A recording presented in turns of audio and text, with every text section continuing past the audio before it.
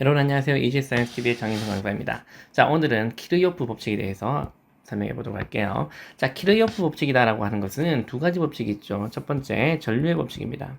전류의 법칙은 분기점이 있어요. 자, 그럼 여기 분기점을 기준으로 했을 때 흘러 들어온 전류의 양은 흘러나간 전류의 양, 이렇게 했을 때 이게 같아야 된다 이 말입니다. I1은 I2 플러스 I3 이렇게 봐야 된다 이 말이죠. 자, 그럼 왜 같아야 되느냐? 그럼 만약에 안 같으면 어떨 거냐라고 생각을 해보시면, 만약에 I1이 더 크다라고 생각을 해보시면 흘러 들어온 전기는 많은데 흘러나간 전기는 별로 없다 라고 하면 여기에 전기가 쌓인다 이렇게 생각할 수 있겠죠. 그럼 전기가 쌓인다 그러면 전기가 쌓이다 보면 여기에 뭐 폭발이 일어나는 것도 아니고 뭐 이제 큰일이 나겠죠. 자, 그러면 이번에는 반대로 I2 플러스 I3가 더 많다라고 생각해 봅시다. 그럼 I2 플러스 I3 나간 게 더 많다. 들어온 거는 적은데 나간 게 더 많다라고 하시면, 네, 뭐 여기서 뭐 전기가 샘솟는 것도 아니고 말도 안 되는 소리가 되겠죠. 그래서 이런 일은 있을 수가 없다. 그래서 같을 수밖에 없다라고 이렇게 받아들이시면 되겠습니다. 자, 두 번째는 전압의 법칙인데요. 전압의 법칙은 우리 폐회로라고 하는 것은 닫힌 회로라고 해서 한 바퀴 돌았을 때 제자리로 돌아오시면 됩니다.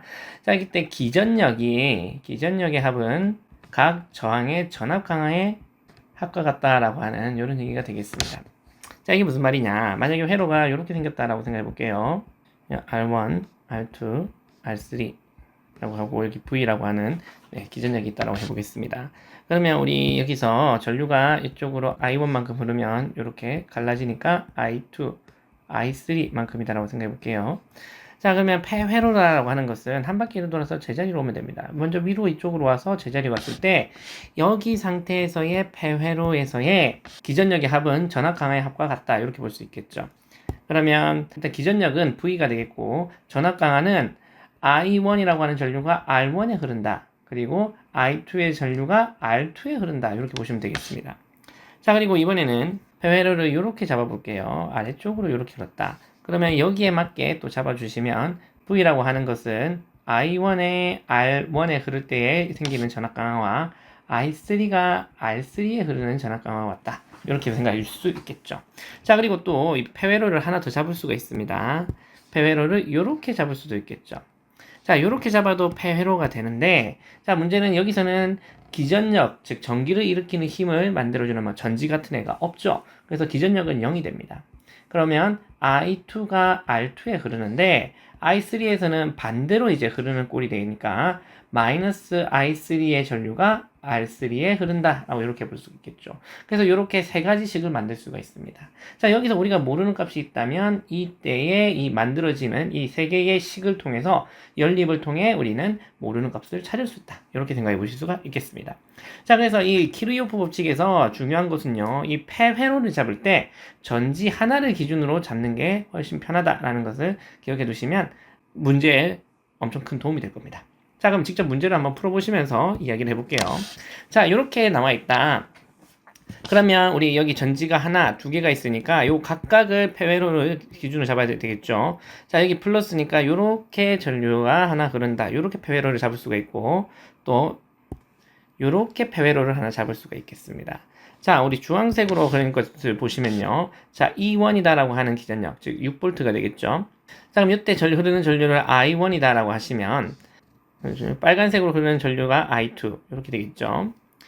그러면 E1이다라고 하는 것은 I1이 R1에 흐를 때의 전압 강화와, 그리고 지금 R3다라고 하는 것은 주황색과 빨간색 전류가 같이 흐르죠. 그러니까 R3에는 I1과 I2가 동시에 흐른다. 이렇게 잡아주셔야 되겠죠.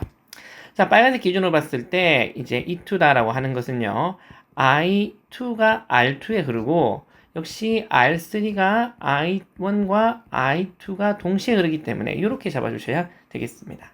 자, 그럼 이렇게 만들어진 이 두 개의 식으로서 우리는 이 전류가 어떻게 되는지, 지금 식이 두 개고 미지수 I1, I2 두 개가 되니까 연립하면 찾을 수가 있다라는 것을 생각해 보시면 좋겠습니다.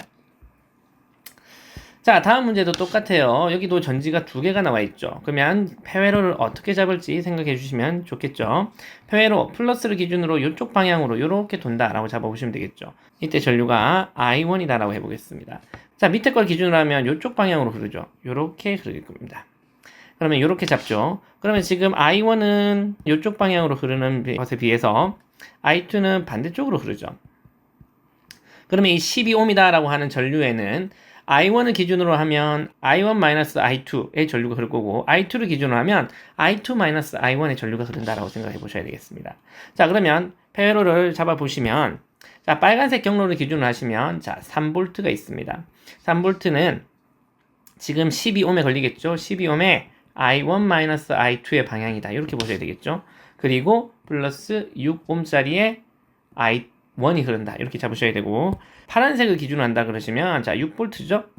6V에 12에 I2-I1 이렇게 잡으시면 이제 식이 완성됩니다. 그래서 이 두 개의 식을 연립을 해서 우리가 모르는 값을 찾아보실 수가 있겠습니다.